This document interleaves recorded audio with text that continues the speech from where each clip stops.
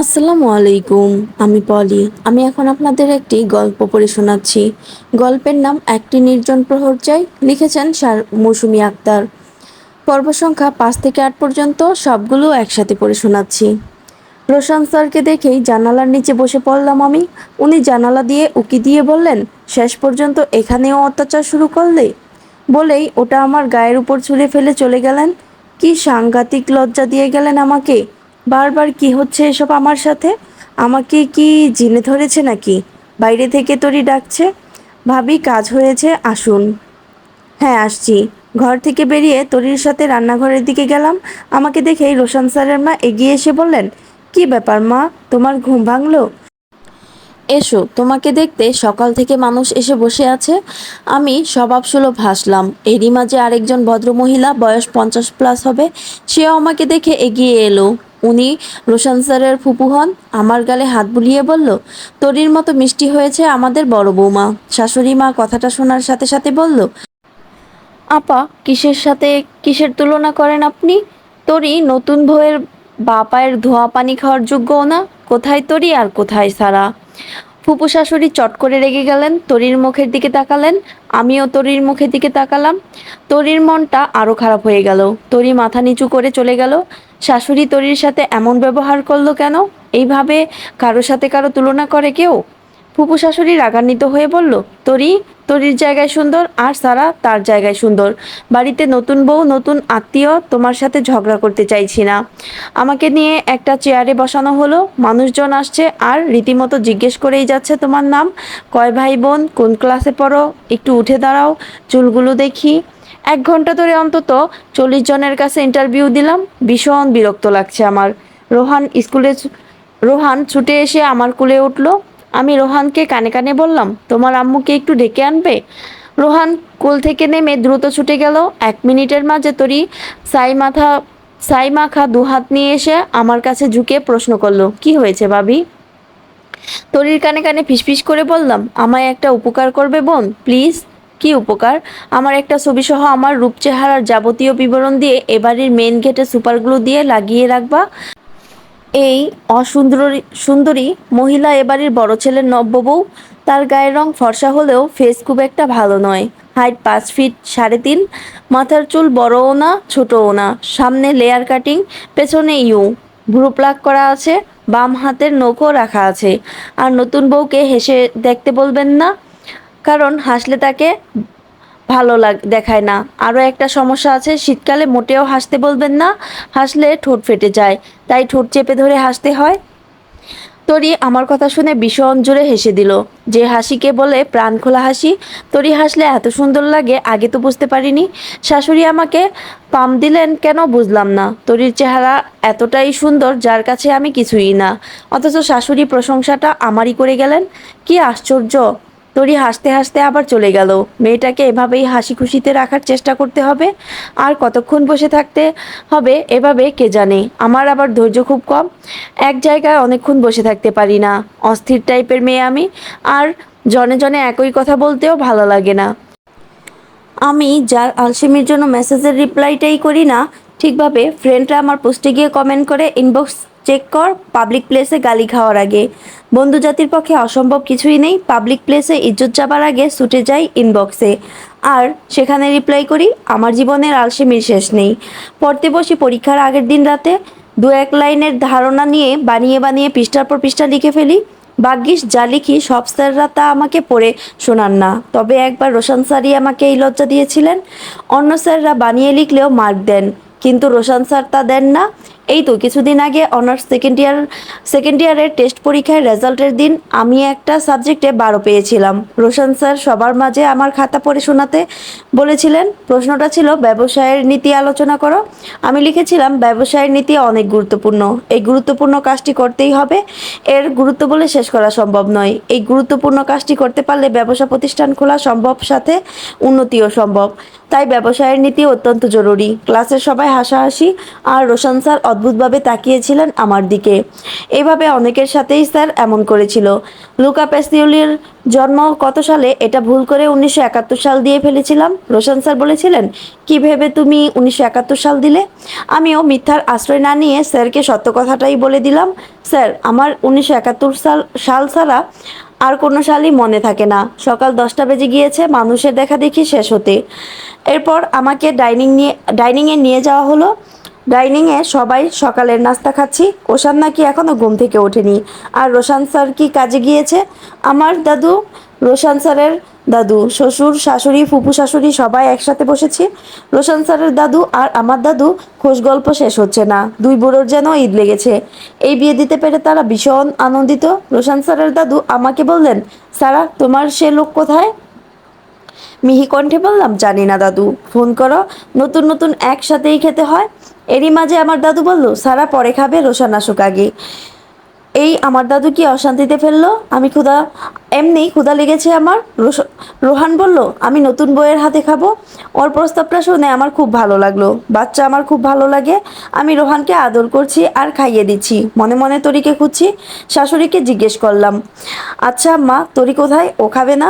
সে কি আর তোমার মতো শিক্ষিত মেয়ে যে ভদ্র শিখবে? মানুষকে ডেকে যে একসাথে খেতে হয় সেই ভদ্রতাটুকুও তার নেই। শুধু শুধু কি আর আমার ছেলে ওকে দেখতে পারে না? রান্না এক পাশ দিয়ে হয়, আরেক পাশ দিয়ে ভালোটা নিয়ে আগে খেয়ে নেয়। ও তরি তাহলে খেয়েছে আমাকে ছাড়াই? হ্যাঁ খেয়েছে সে।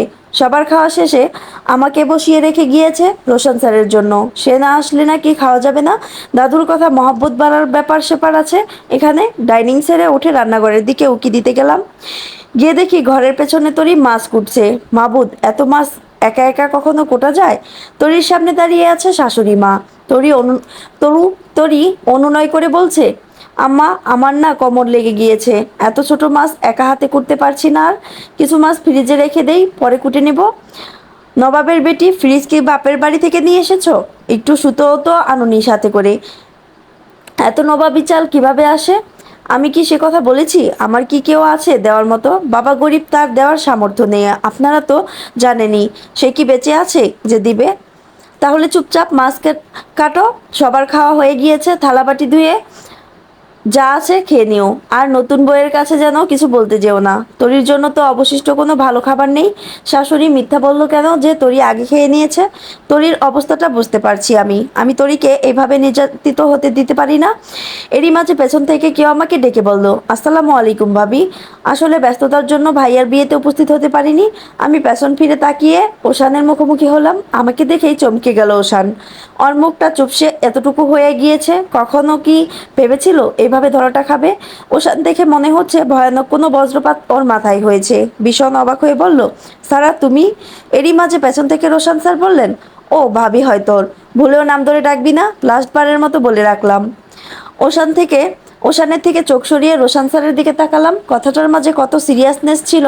হঠাৎ এক অদ্ভুত অদ্ভুত ভালো লাগা কাজ করলো মনের মাঝে। রোশান স্যার আমার দিকে তাকাতে তাকাতে ঘরে প্রবেশ করলেন।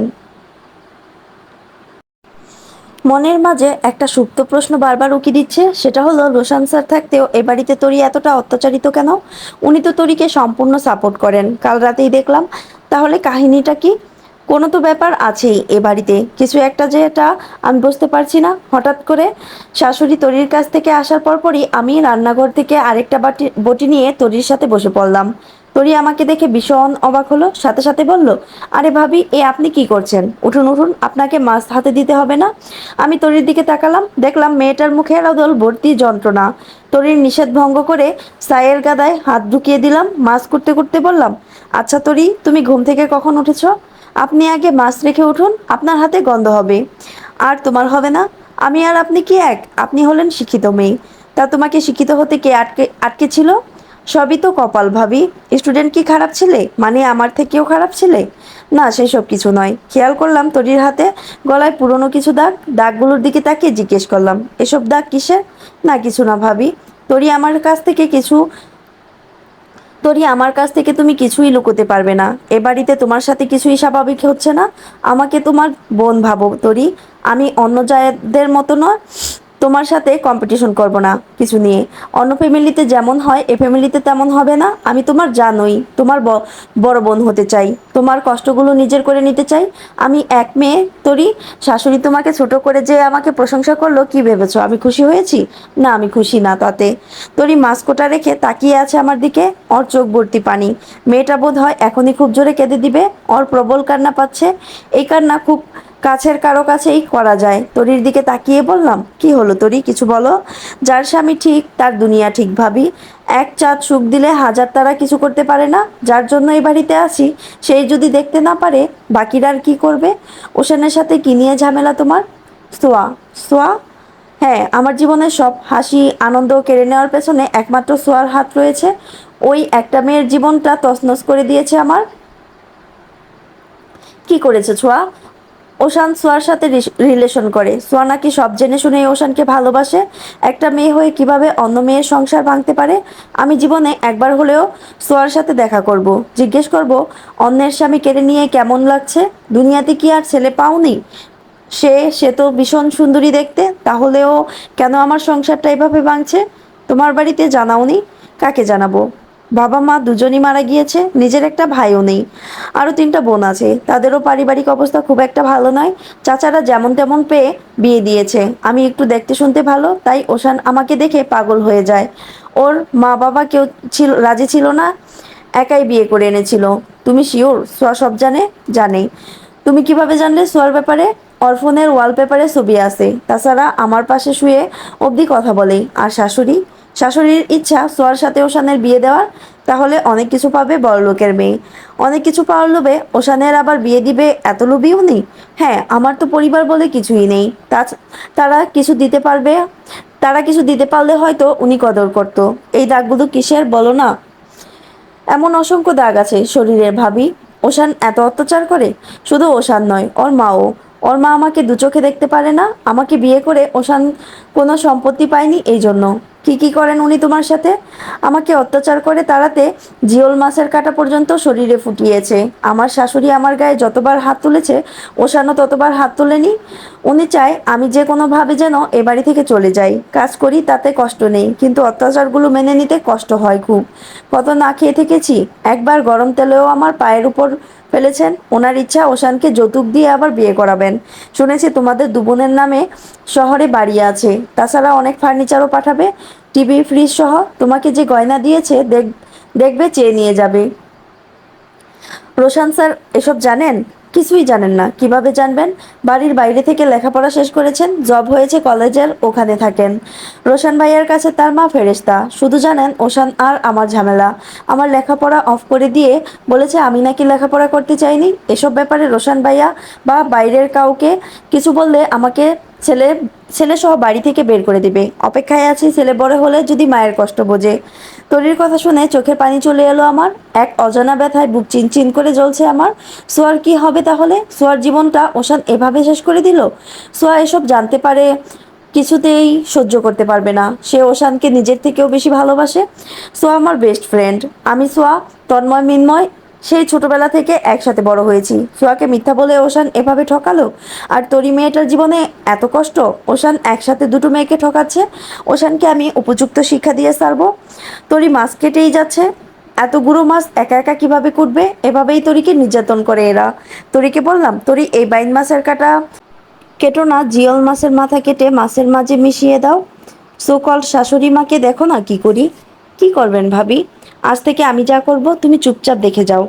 আগের কোটা মাছের মধ্যে কতগুলো জিয়ল মাছের কাটা সহ মাথা কেটে রেখে দিলাম, আর বাকি মাছগুলো গুছিয়ে বাড়ির পেছনের গর্তে ফেলে দিলাম। তরি মাছ ফেলে দিতে দেখে বলল, আল্লাহ ভাবি আপনি এটা কি করলেন? তরি চুপচাপ জিওল মাছগুলো কাটো। সমস্ত গুঁড়ো মাছগুলো ফেলে দিয়ে বাকি জিওল মাছে হাত দিলাম। এরই মাঝে আমার হাত কেটে গেল। তরি তাড়াহুড়ো করে বলল, ভাবি আম্মা আমাকে আস্ত রাখবে না, এই জন্য আপনাকে নিষেধ করেছিলাম। চুপ করো তরি, এ মারাত্মক কিছুই না। রান্নাঘরের কোণা থেকে পুরনো কাপড় একটু ছিঁড়ে আনো তো। তরি দ্রুত গিয়ে পুরনো কাপড় ছিঁড়ে নিয়ে এলো। আমার হাত বেঁধে দিতে দিতে বলল, আর মাছের কাছে আসতে হবে না ভাবি। আমি অবশিষ্ট কাপড় নিয়ে তরির একটা আঙ্গুল বাঁধতে লাগলাম। তরি বলল, ভাবি আমার হাত তো কাটেনি। চুপ করো, এই মুহূর্তে কেটেছে। ওনার আদুরে ছেলের সামনে বলবো আমাদের হাত কেটে গিয়েছে, মাছগুলো ধুয়ে দিন তো আম্মা। দেখবো কিভাবে না ধুয়ে পারে তোমাকে জিওলের কাটা ফুটানো। শোনো তরি, আমি অত ভালো মেয়ে না বুঝলে, এসব করতে গিয়ে ঝামেলা হবে ভাবি। আমি নিজেও তো ঝামেলা। চলো শাশুড়ি মার কাছে যাই। বাড়ির বাইরে এক্সট্রা গোসলখানা সহ ওয়াশরুম আছে, আমারও একটু ওয়াশরুম যাওয়া দরকার। তরিকে বললাম, ভেতরে কে আছে তরি? ভাবি এইটাই, দাদা ছাড়া আর কেউ যায় না। ওয়েট, দাদার সাথে একটু মজা করি, দাঁড়াও। ওয়াশরুমের দরজাটা টোকা মেরে বললাম, আচ্ছা ওয়াশরুমে কে? আমি সেই 1 ঘন্টা ধরে ওয়েট করছি। ভেতরে কি ঘুমিয়ে পড়া হয়েছে? বালিশ কাঁথা এগিয়ে দেব?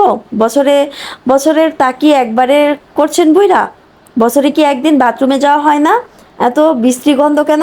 আমি কিন্তু খুঁতখুঁতে স্বভাবের মেয়ে, ভালো করে যেন পানি ঢালা হয় বাইরে থেকে, তাই আমি দুর্গন্ধ টিকতে পারছি না।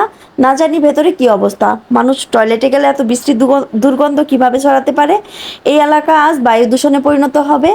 তরি আর আমি দুজনেই মুখ চেপে হাসছি। এরই দরজা খটখট খট করে দরজা খোলার শব্দ হলো, আর ভেতর থেকে যে বেরিয়ে এলো তা দেখে আরেকবার ভড়কে গেলাম। রোশন স্যার যে কি যা তা ভাবে তাকাতে তাকাতে বেরোলেন আমার দিকে তাকিয়ে, অদ্ভুত সে চাহনি। কি অদ্ভুত ফিলিংস হচ্ছে আমার বলার মতো নয়। তরুর দিকে অগ্নি চোখে তাকিয়ে বললাম, তরি তুমি না বললে যে এই ওয়াশরুমে দাদা যায়?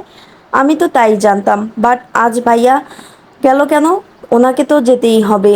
উনি না গেলে আমার সাথে অঘটনটা ঘটতো কিভাবে? বাই দ্য ওয়ে, তোমার ভাইয়ার কি টয়লেট ক্লিয়ার হয়েছে, নাকি আমার ডাকাডাকিতে বেরিয়ে এসেছে? ভাবি ভাইয়া যে লজ্জায় আজ পেয়েছে, তাতে টয়লেট চিরদিনের জন্য আটকে গিয়েছে কিনা কে জানে। এমন লজ্জা জীবনে পেয়েছে কিনা সন্দেহ আছে। আর আমিও লজ্জায় ভাইয়ার সামনে যেতে পারবো না কোনো দিন। দূর, এ কি কোনো ঘটনা নাকি? উচিত ছিল দরজা খুলে হাত ধরে বের করে আনা। তরি আবারও হাসলো আমার কথা শুনেই। এই এই হাসিটা ওর ভেতর থেকে এসেছে। মানুষ মন থেকে হাসলে চেহারায় অন্যরকম সৌন্দর্য ফুটে ওঠে। সেই সৌন্দর্যের কাছে পৃথিবীর সব সৌন্দর্য বেমানান। তরিকে হাসতে শেখাবো, বাঁচতে শেখাবো, নিজের জন্য অন্যায়ের বিরুদ্ধে প্রতিবাদ করতে শেখাবো, লেখাপড়া শেখাবো। তরিকে নারীর সম্পূর্ণরূপে তৈরি করে ছাড়বো। এর জন্য আমাকে অনেক ছলনা আর মিথ্যার আশ্রয়ও নিতে হতে পারে, কারণ ছলনা যারা করে তাদের সাথে ছলনাই করতে হয়। ক্ষমা করো আল্লাহ, তরির জন্য আজ থেকে আমাকে নামতে হবে মিথ্যা আর ছলনার যুদ্ধে। তরির হাসি মুখের দিকে বেশ কিছুক্ষণ তাকিয়ে থেকে বললাম, তরির হাত ধুয়েছ, এসো খেতে হবে।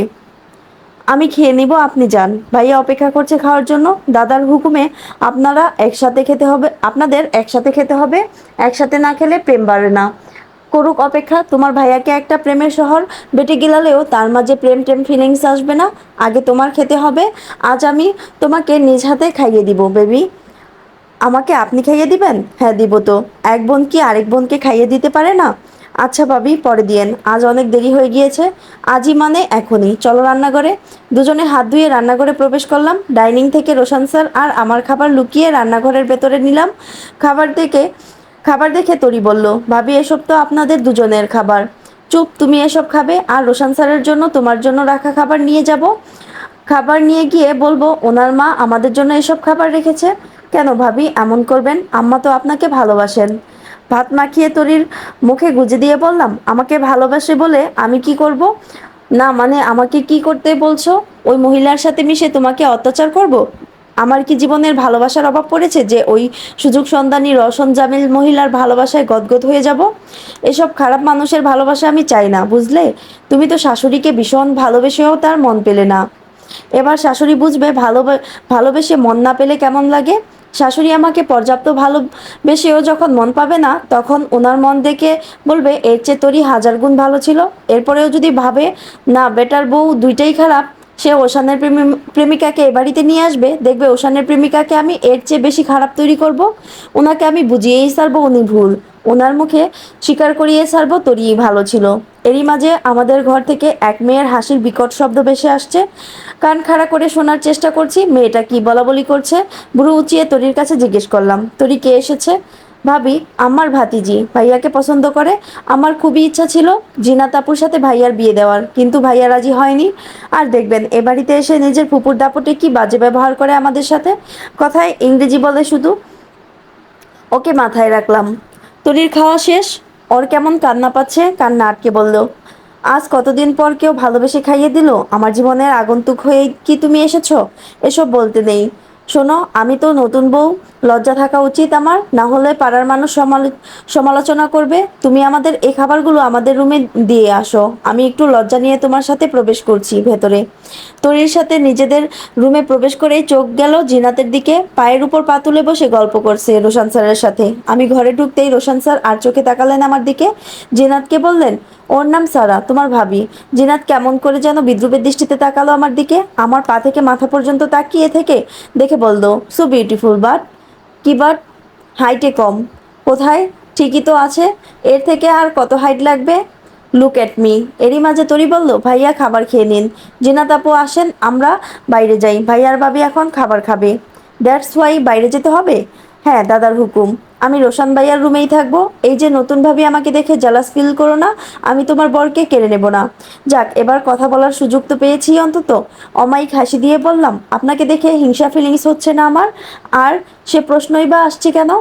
না, হতেই পারে। ভাবতে পারো আমার হাজব্যান্ডের রুমে এসে একান্তে হাজব্যান্ডের সাথে কথা বলছে, কাহিনী কি? আপনার কি সেই ক্ষমতা আছে ওনাকে কেড়ে নেওয়ার? যা বিয়ের আগে পারেননি তা বিয়ের পরে কিভাবে সম্ভব? এত ওভার কনফিডেন্স কিভাবে আসে? বিয়ের আগে পারেনি মানে? কথাটা আপনিই তুলেছেন, তাই আমি বললাম। ও, আমি তো ফান করেছি, বাট তুমি সিরিয়াস হয়ে যাচ্ছ। আপনি আমার সাথে সিরিয়াসের কি দেখছেন? আপনি মজা করেছেন, আমিও মজা করেছি। আল্লাহ, ইংরেজি আপা, আপনি মজাও বোঝেন না? ইংরেজি আপা হোয়াই? আপনার প্রতি লাইনে লাইনে ইংরেজি বলার জন্য আমি ভালোবেসে নামটা দিলাম। ও, তা তোমরা বেডে ঘুমাওনি কাল রাতে? খাটে না খাটের নিচে ঘুমিয়েছি। But why? ফুলশয্যার রাতে ক্রিকেট খেলতে আপনি জানেন না? ফুলশয্যার রাতে ক্রিকেট খেলতে হয়। আমরা সারা রাত ক্রিকেট খেলেছি খাটের নিচে গিয়ে। রোশান স্যার চোখ বড় বড় করে তাকালেন আমার দিকে। ওনাকে দেখে মনে হচ্ছে অস্বস্তি ফিল হচ্ছে ওনার। তরি মুখে চেপে হাসছে। জিনাত একটা শুকনো কাশি দিয়ে বলল, অসভ্য মেয়ে একটা। ওয়াশরুমটা কোন দিকে যেন? এ ঘরে টয়লেট বাথরুম সব আছে, কিন্তু ওয়াশরুম নেই। মানে? মানে এ কোনো শিল্পপতির ঘর নয় যে ওয়াশরুম থাকবে। এখানে টয়লেট আছে। টয়লেটকে ওয়াশরুম, ঘরকে রুম, খাটকে বেড, এগুলো আপনাদের মতো শিক্ষিত আর বড়লোকরা বলে, আমরা না। আমার আর তরির সামনে এসে এসব বলবেন না। আর আমাকে অসভ্য বললেন কেন? অন্যের ব্যক্তিগত ওয়াশরুম কেন ইউজ করবেন শুনি? সভ্যতা নেই না? দেখলেন রোশান ভাইয়া আমাকে কিভাবে বলল অকারণে? আচ্ছা, তোমরা বাইরে যাও, আমি দেখছি। তরি আর জিনাত বাইরে চলে গেল। রোশান স্যার আমার দিকে তাকিয়ে বললেন, জিনাত তো খারাপ কিছু বলেনি। এরকম ইংলিশ তো টুকটাক তুমিও বলো। আর পা পাড়িয়ে ধরে ঝগড়া করলে কেন? কেন, আপনার খুব লেগেছে তাই না? কেন আমার লাগবে কেন? আপনার পুরনো প্রেমিকা বলে কথা, এটাও জেনে গিয়েছো? কি, সত্যি আপনার প্রেমিকা? না, ও আমাকে লাইক করে আর কি। ঠিক এ কারণে ঝগড়াটা করলাম। যদি চুল ধরে টানতে পারতাম আরও শান্তি পেতাম। কি, এই মেয়ে তুমি এত সাংঘাতিক কেন? আর তোমার প্রবলেমই বা কি? তুমি তো আর আমাকে ভালোবাসো না, অন্য কেউ বাসলে প্রবলেম কি? আমার কথা হলো, আমি প্রেম করব না, কিন্তু অন্য কারোর সাথে করতেও দিব না। এর আগে যারা আমার পেছনে ঘুরেছে ঘুরেছে নাও বলিনি, হ্যাঁও বলিনি, বিকজ অন্য কারোর সাথে প্রেম করুক সেটা আমি হতে দেইনি। আপনার ব্যাপারটাও সেম। আমি কাছে আসবো না, অন্য কাউকে আপনার পাশে ঘেঁষতেও দিব না। রোশান স্যার ভ্রু কুঁচকে তাকালেন আমার দিকে। মনে হয় এমন কথা ওনার জীবনে এর আগে কখনো শোনেননি। উনি উনি কি আমাকে ভয়ঙ্কর কোনো মহিলা ভাবছেন? কয়েক সেকেন্ড তাকিয়ে থেকে বললেন, মারাত্মক লেভেলের ওমেন তুমি। নাও, খেয়ে নাও। যেভাবে কমর বেঁধে ঝগড়া করতে লেগেছো, না খেলে দুর্বল হয়ে যাবে, বিরোধী পক্ষ জিতে যাবে। শোনেন স্যার, আমি গ্যারান্টি দিয়ে বলতে পারি এই সারাইয়ের সাথে কেউ কোনোদিন ঝগড়া করে পারবে না। আল্লাহ আমাকে এই বিশেষ গুণ আপন হাতে দিয়েছেন। সামটাইমস এমন হয় যে আমি ভুল, তবুও নন স্টপ তর্ক করে যাই ঝগড়ায় জেতার জন্য। দেখেছেন, চোর হলেও কিন্তু আমি স্বভাব ভালো আছে স্যার। আমি মিথ্যা কথা বলি না। আচ্ছা, তাহলে এই কাহিনী, ঝগড়াতেও অসৎ উপায় অবলম্বন। এটাও জীবনের একটা পার্ট, জিততে তো হবেই। আচ্ছা, এই জিনাত আর আমার যদি তুমুল ঝগড়া হয়, আপনি কার পক্ষ নেবেন? মানে কাকে সাপোর্ট করবেন? ওশান স্যার আবারও অবাকের মাত্রা বাড়িয়ে দিয়ে আমার দিকে তাকালেন। মাত্রই শুকনো কাশি দিয়ে উষ্ঠদয় ফাঁকা করলেন।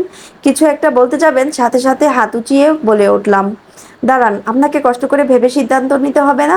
আপনি একজন শিক্ষিত শিক্ষক মানুষ, নিঃসন্দেহে ভালো মানুষ। হালাল হারাম বোধ আপনার আছে, তাই আপনি থাকবেন আপনার হালাল বউয়ের পক্ষে, নট হারাম জিএফ। ডিসিশন তো তুমিই দিয়ে দিলে, আমাকে জিজ্ঞেস করার কি প্রয়োজন ছিল? খেয়ে নাও কুইক। আমার হাত কেটে গিয়েছে, কিভাবে খাবো? কিভাবে কাটলো দেখি, কতটা কেটেছে? বলেই উনি আমার হাতের আঙ্গুল স্পর্শ করলেন। অদ্ভুত এক কেয়ারিং ওনার মাঝে দেখছি। কাটা আঙ্গুলে হাত বুলিয়ে যাচ্ছেন। একটু মোলায়েম কণ্ঠে বললাম, মাছ কাটতে গিয়ে। এ বাড়িতে কি তোমাকে মাছ কাটার জন্য আনা হয়েছে? কে তোমাকে মাছ কাটতে বলেছে? আম্মা বলল, তোরই একা পারছে না, তুমিও একটু হেল্প করো। আম্মা বলেছে আম্মা নতুন বউকে মাছ কাটতে দিল? আমি কতদিন বলেছি তরিকে একটা কাজের মেয়ে রেখে দিতে। তরি নাকি কিছুতেই রাজি নয়। সে বাড়ির কাজ অন্য কারো হাতে তুলে দিতে রাজি নয়। আপনি এবার একটা কাজের মেয়ে খুঁজে আনুন প্লিজ। সেটা তুমি না বললেও আনবো। এইভাবে হাত কেটে নিলে? খেয়ে চলো ডাক্তারের কাছে। ভেতরে কোনো ময়লা থাকলে প্রবলেম হবে। এর জন্য ডাক্তারের কাছে যেতে চাই না আমি। এ এমনিতেই সেরে যাবে। নেক্সট এসব কাজ আর করতে যেও না। আমি তরিকে ডেকে দিচ্ছি, তোমাকে খাইয়ে দিবে। ওরও হাত কেটে গিয়েছে, তাহলে আম্মাকে ডাকি। না না, আপনি বরং আম্মাকে বলুন। বলুন না মাছগুলো দিয়ে দিতে। তরির হাত আমার থেকে বেশি কেটেছে, বাট তরি কাটা হাত নিয়ে মাছ ধুতে চাইছে। একদিনেরই তো ব্যাপার। আম্মা যদি একদিনের জন্য সাহায্য করতো। আমার আম্মা অনেক ভালো মানুষ, এভাবে অনুনয় করতে হবে না। তোমাদের হাত কেটেছে শুনলে আমার মাথায় ঠিক থাকবে না। আমি আম্মাকে বলছি। রোশান স্যার ওনার আম্মাকে ডেকে বললেন, আম্মা সারা আর তরির হাত কেটে গিয়েছে, তুমি আজকের মতো মাছটা ধুয়ে দাও, কালই কাজের লোক চলে আসবে। না না বাবা, দুই বৌমা আর আমি মিলে টুকটাক কাজ করে নিতে পারবো, এর জন্য কাজের লোক লাগবে না। ওদের হাত কেটেছে আগে বলবে না? রোশান স্যারের মা নাকি কুটুটিও সরান না। ছেলের মুখে আজ কাজের কথা শুনে ওনার মুখে যা অবস্থা, মুখে হাসি বুকে কান্না। শাশুড়ির অবস্থা জানা দেখার মতো। আমি মনে মনে ভাবছি কখন যে তরিকে নিউজটা দিতে পারবো। ইয়াহু, মিছিল দিতে ইচ্ছে হচ্ছে। উনি ঘরের ভেতরে এসে বললেন, ভাত মেখে দিলে চামচ দিয়ে খেতে পারবে? চেষ্টা করব। আমি ওয়াশরুমে যাচ্ছি, আপনি খেয়ে নিন। আপনার খাওয়া শেষ হলে আমাকে ভাত মাখিয়ে দিয়েন। নো, আগে তুমি এসো। আমি গোসলে যাচ্ছি, এর মাঝে খেয়ে নিন আপনি। উনি খাবারের কষ্ট পাক, এটা আমি মেনে নিতে পারবো না। উনি হাবিজাবি খাবেন, এটাও আমি মেনে নিতে পারবো না।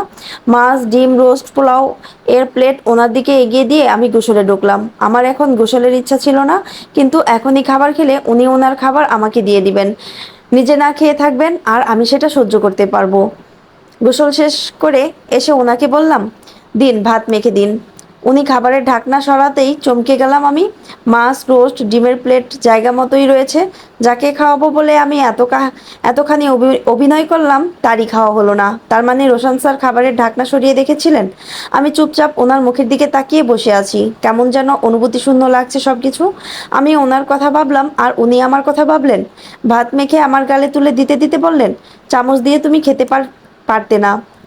আপনি কি খেয়েছেন? যা রেখে গিয়েছিলে? সত্যি তাই বলে আমি কেঁদে দিলাম। কেন কাঁদলাম তা জানি না আমি। উনি ভীষণ অবাক হয়ে গেলেন। আমার কান্না দেখে বললেন, মা বাবার জন্য কষ্ট পাচ্ছ? আচ্ছা বিকালেই নিয়ে যাব। আমি উত্তর না দিয়ে চুপ রইলাম। এরই মাঝে ওনারা মা চিৎকার দিয়ে উঠলেন। মাছ ধুতে গিয়ে কতগুলো জিওলের কাটা ওনার হাতে ফুটেছে। আহারে ব্যথা কি খুব লাগলো। রোশান স্যার দ্রুত ছুটে গেলেন। বাড়ির বাকিরাও এগিয়ে এসেছে। সবার আড়ালে আমি বিষয়টা দারুণ এনজয় করলাম। তরি নিশ্চয়ই এতটাই কষ্ট পেয়েছিল। নিজে কষ্ট না পেলে অন্যের কষ্ট উপলব্ধি করা যায় না। সত্যি সরি শাশুড়ি আম্মা, আপনি আমার মায়ের মতো। কখনো চাইনি এমনভাবে কষ্ট দিতে, কিন্তু আপনাকে আপনার ভুল বোঝাতে হবে। তরিও যে আপনার মেয়ের মতো সেটা আপনাকে বোঝাতেই আমার এই অন্যায় করা। রোশান স্যার যখন ওনার মাকে নিয়ে ভিজি, আমি সেই ফাঁকে ওনার ফোন নিয়ে মিনময়ের নাম্বার সেভ করে মিনময়কে ভিডিও কল দিলাম। মিনময় আমাকে দেখে লাফিয়ে উঠে বলল, কিরে সারা, কই তুই? শ্বশুর বাড়ি। শোন, এত কথা বলার সময় নেই। সোয়া কই? বিশাল নিউজ আছে ভাই।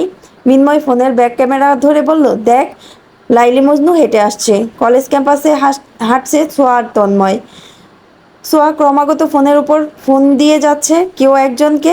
গতকাল থেকে আমার ফোন অফ। আজ ওশান ট্রিট দেবে। 10:30টায় ক্যাফেতে পৌঁছানোর কথা। আমি ছাড়া সোয়া কিছুতেই কোথাও গিয়ে কমফোর্ট ফিল করতে পারে না। আমি তার রোজ দিনকার অভ্যাসের মতো। সোয়ার মুখের আদলে পিপাসিত চক্ষু নিয়ে তাকিয়ে আছে তন্ময়। তন্ময়ের চোখ মাটিতে নেই, সোয়ার মুখের দিকে রয়েছে। সোয়ার প্রতি তন্ময়ের গভীর এক টান রয়েছে, যেটাকে বলে একপাক্ষিক ভালোবাসা, যেটা ছোঁয়া বুঝেও এড়িয়ে গিয়েছে বহুবার, কারণ ছোঁয়ার জীবনে রয়েছে ওশান। মাটিতে খেয়াল না করায় তন্ময় হোঁচট খেলো। ছোঁয়ার সাথে সাথে তন্ময়ের হাত ধরে ফেললো। বিরক্ত চোখে তন্ময়ের দিকে তাকিয়ে একটা গালি দিয়ে বলল, চোখ কোন দিকে তন্ময়? তোর নাম তন্ময়কে রেখেছিল, তোর নাম রাখবে আসার আলী। তুই দিনে কয়বার আসার খেতে যাস বলতো? আমি তো কম করে হলেও 10বার তোকে ধরি। আল্লাহ জানে বাড়িতে কতবার আসার খাস তুই। আসার খেলে যদি সুন্দরীদের ছোঁয়া পাওয়া যায় তাহলে আসারই ভালো। আমি যখন ওশানের সাথে বিদেশ চলে যাব, তোকে ধরবে কে? যে বদদুয়া করেছি, আলহামদুলিল্লাহ তোর ওশানের সাথে আর বিদেশ যাওয়া হচ্ছে না। তন্ময় প্লিজ, বুকের মাঝে বাড়ি মেরে উঠেছে আমার। ভুলেও আর কোনোদিন এমন অভিশাপ দিবি না। তুই জানিস না ওশানকে আমি কতটা ভালোবাসি। আচ্ছা, এত সিরিয়াস হয়ে যাস যাস না, আমি মজা করেছি। তুই মজা নিয়ে আছিস। ওইদিকে সারাইয়ের বাচ্চার ফোন অফ। সে কি বিয়ে শাদী করে নিল নাকি? আমরা ছাড়া বিয়ে ওকে করাবো। খোঁজ লাগাওর। মিন্ময় হাঁপাতে হাঁপাতে গিয়ে সোয়ার সামনে ফোনটা ধরে বলল, সোয়া, এই নে, সারাকে খুঁজে পেয়েছি। সোয়া আমাকে দেখে রাগান্বিত হয়ে বলল, কি ব্যাপার আপা, আপনার ফোনে কি হয়েছে? জাস্ট 10 মিনিটে ক্যাম্পাসে উপস্থিত হন। শোন না সোয়া বেবি, ঘটনা তো ঘইটা গেছে। কি ঘটনা? হুট করে আমার দাদু বিয়া করাই দিছে কাল রাতে। মানে কি? হ্যাঁ, এই তন্ময় কি বলে শুন, ওর নাকি বিয়ে হয়েছে, এই জন্য মাথায় কাপড় দিয়ে ঘুমটা টুমটা দিয়ে এককেরে বসে আছিস। ফিলিংস নতুন বউ ইয়ার। তোর বিয়ে আমরা ছাড়া কিভাবে হলো? এ বিয়ে আমরা মানি না, বুঝলি? তোর জামাই কই, তার কাছে ফোন দেই। 1 মিনিট, দেখতে কেমন? খুবই কিউট রে দেখতে আমার জামাই। রোশান স্যারের থেকে কিউট নাকি রে? কোথাকার রোশান ফোশান?